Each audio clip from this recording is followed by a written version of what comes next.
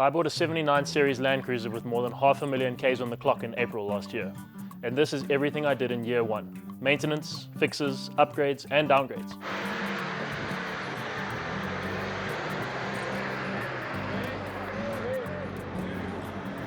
First off, I stripped out the interior and cleaned out what I can only imagine must be 20 years of muck.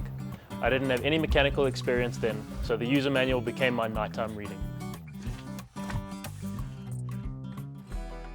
Embarrassingly, after an attempt at tightening the handbrake, the back left wheel fell off, fortunately while coming to a stop.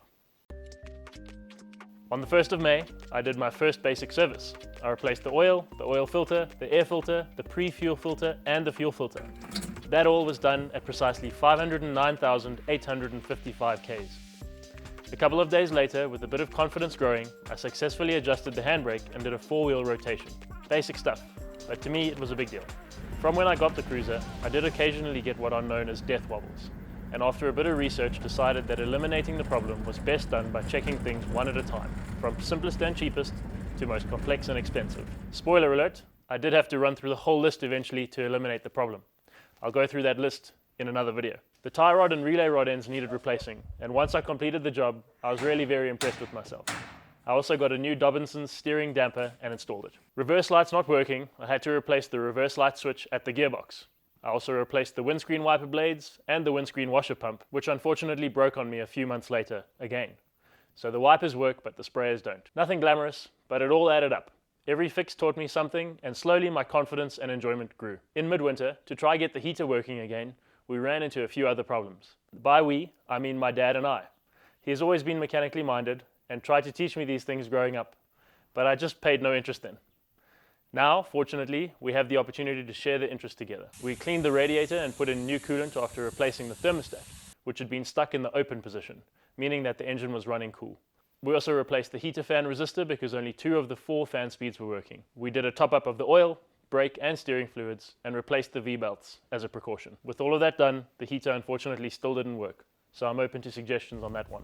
Next up, I took on replacing the rear brake shoes, and after a real struggle, found out that the wheel cylinder pistons were seized on both sides, just the one at the front on each side. To get it all in order, I replaced both rear wheel cylinders, bleeding the brakes, and got the drums shaved, all in order to put in those new brake shoes. In any case, I left that job with more mechanical sympathy and appreciation for what mechanics have to do. Turns out that when the back left wheel fell off, I did slightly bend a brake drum, so when they were shaved, that came right. There are many stories about how bad Land Cruiser handbrakes can be, but since I did the adjustment properly, I've had no problems and it's working very well. Then my biggest job yet, the front swivel hub rebuilds. I had a local farmer help me with the first one, and though it took me 8 hours and a lot of YouTube, I managed to do the other one all on my own. This is a job to get familiar with because as a course of maintenance on these Land Cruisers, the wheel bearings do need to be looked at least every 20,000 Ks. That's the hole I didn't want to get into.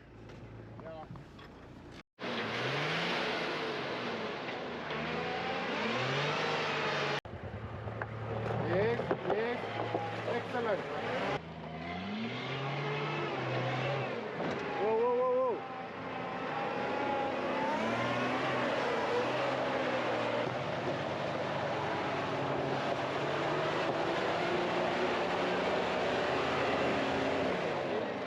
There you go. After the big trip in November to Skyrun, the cruiser went in to get its new wheels and tires, have the sub-tank removed, original tank refurbished, and the gearbox overhauled. These were jobs above my skill level, so I'll pass over to my mechanic, Johan.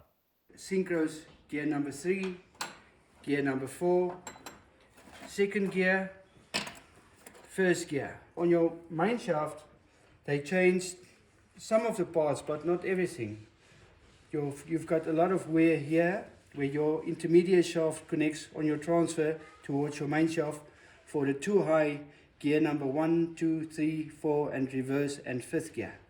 And then also your high and low intermediate shaft on your transfer and your sleeve that selects 2 high and 4 low, and the 2 bearings on the sides, and also gear number 3. That's the synchro, that's the synchro that you use, so you can see, even though you try to stop it, it's not stopping. It's supposed to have a gap there, like that, and then if you press it down and you turn it, it's not supposed to. And you've got your high and low gear here, and on the inside here you'll see all that heavy score marks, and you can't use it like that. Synchros, bearings, seals, and all the stuff that we changed. New oil in the transfer, new oil in the gearbox.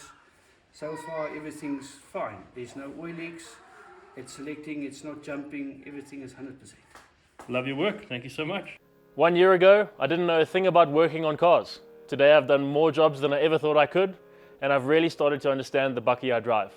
I've got more detailed videos coming of the things I've done, money I've spent, and the things I still need to do on this 1HZ Cruiser. So look out for those, or maybe comment if there's something you want to see or for me to speak more about. I hope the parking place was worth it, because I've kind of damaged my lawn to get the Cruiser where it is.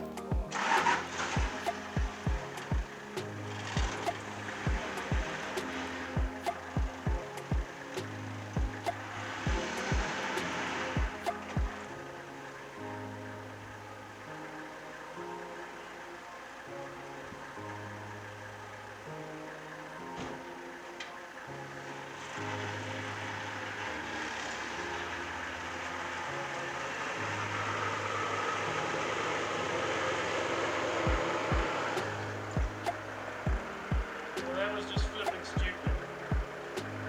I thought I was locking my hubs, but actually I was unlocking them. Didn't need the traction boards, just needed four-wheel drive.